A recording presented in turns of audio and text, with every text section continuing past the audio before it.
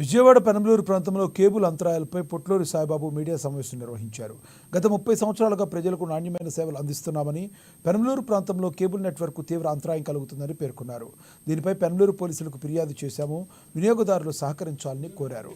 కొంతమంది అజ్ఞాత వ్యక్తులు కేబుల్ వైర్లను కట్ చేస్తున్నారని, ఈ సమస్యకు త్వరలోనే చెక్ పెడతామని వెల్లడించారు.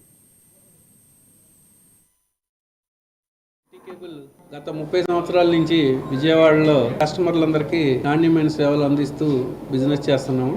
గత 15-20 రోజుల నుంచి అనుకోని ఇబ్బందులు మాకు ఆ పెనంలూరు ఏరియాలో జరుగుతున్నాయి.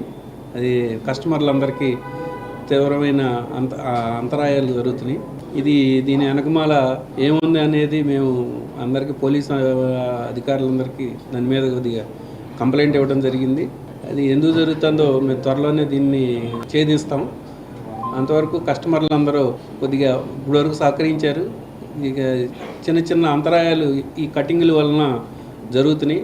దానికి మా సిబ్బంది త్వరగానే దాన్ని చేస్తున్నాడు. బట్ ఫ్రీక్వెంట్గా జరుగుతున్న అంతరాయాలతో